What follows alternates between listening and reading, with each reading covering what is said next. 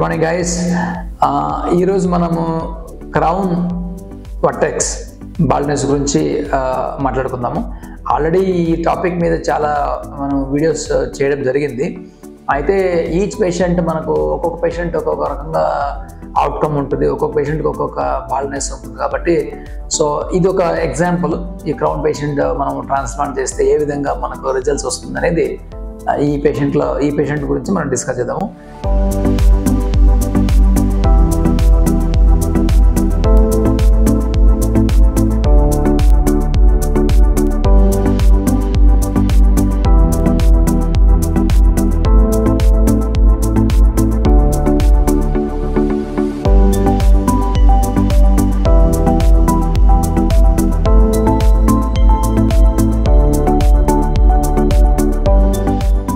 ఇక్కడ క్రౌన్ అంటే ఏంటంటే మనకు హెడ్లో హైయెస్ట్ పాయింట్ అనమాట. హైయెస్ట్ పాయింట్ అవ్వడం వల్ల మనకు డైరెక్ట్ సన్లైట్ కానీ లైట్ పడినప్పుడు అక్కడ లైట్ ఎక్కువగా పడడం వల్ల మనకు స్మాల్ ఇర్రెగ్యులారిటీస్ అంటే తక్కువ డెన్సిటీ, కొద్దిగా డెన్సిటీ లాస్ అయినా కూడా మనకి ఎక్కువ బాల్నెస్ కనపడుతుంది అక్కడ. అది ఒక రీజను. చాలామందికి అదొక మనకు క్రౌన్లో బాల్నెస్ ఎక్కువ వచ్చింది చెప్పడానికి గల రీజన్ ఏంటంటే ఈ హైయెస్ట్ పాయింట్ అవ్వడం వల్ల అక్కడ లైట్ ఎక్కువ పడడం వల్ల మనకు కొద్దిగా హెయిర్ లాస్ అయినా కూడా ఎక్కువ మనకు బాల్నెస్ కనపడుతుంది. అది పేషెంట్ సైడ్ ఉన్న ఒక ఇంపార్టెంట్ పాయింట్. అదేవిధంగా ట్రాన్స్ప్లాంట్ చేయాలనుకున్నప్పుడు సర్జన్ సైడ్ ఉన్న కాన్సెప్ట్ ఏంటంటే, సర్జన్ సైడ్ ఉన్న కాన్సిక్వెన్సెస్ కానీ సర్జన్ సైడ్ ఉన్న డిఫికల్టీస్ కానీ ఏంటంటే, క్రౌన్లో మనకు సుడి ఉంటుంది.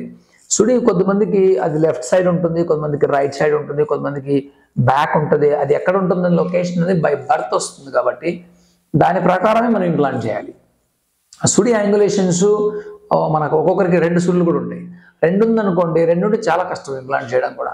సో మామూలుగా ఫ్రంటల్ ఇంప్లాంటేషన్లో చేసినంత విధంగా స్ట్రైట్గా ఇంప్లాంట్ చేయడం కుదరదు. సో ఇక్కడ సుడి ఉన్న చోట ఎక్కడైతే సుడి ఉందో అక్కడ మనకు అదే విధంగా న్యాచురల్గా సుడి అట్లే ఫాలో అవ్వాలి. మనము అదే యాంగులేషన్స్ కానీ అదే ఓరియంటేషన్స్లో కానీ మనము గ్రాఫ్ట్స్ ఇంప్లాంట్ చేయాలి.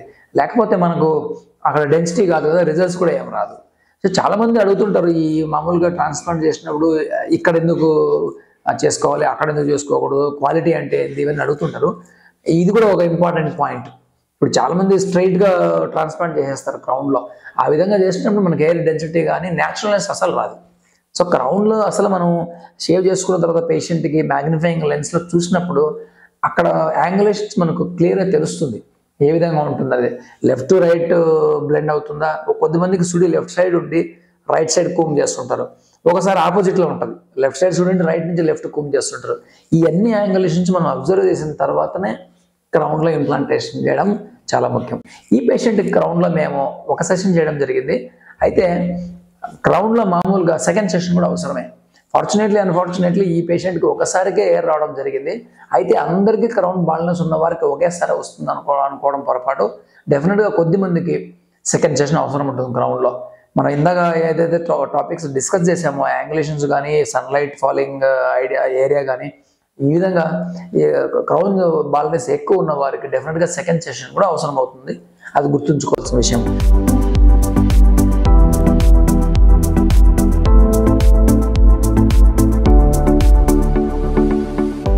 ఈ పేషెంట్కి అయితే ఎక్సలెంట్ రిజల్ట్స్ తీసుకురాగలిగినాము.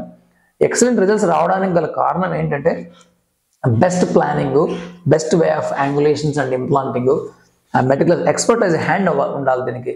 లేకపోతే అందరూ చేస్తే క్రౌన్లో రిజల్ట్స్ రావు. అందువల్ల బెస్ట్ డాక్టర్ చూజ్ చేసుకోవడం అనేది, ఒక ఆర్టిస్ట్కి హ్యాండ్ ఉన్న డాక్టర్ చూజ్ చేసుకోవడం అనేది చాలా ఇంపార్టెంట్. ఎస్పెషల్లీ క్రౌన్లో ఇంకా ఇంపార్టెంట్ అని చెప్పడమే ఈ వీడియో యొక్క ఉద్దేశము.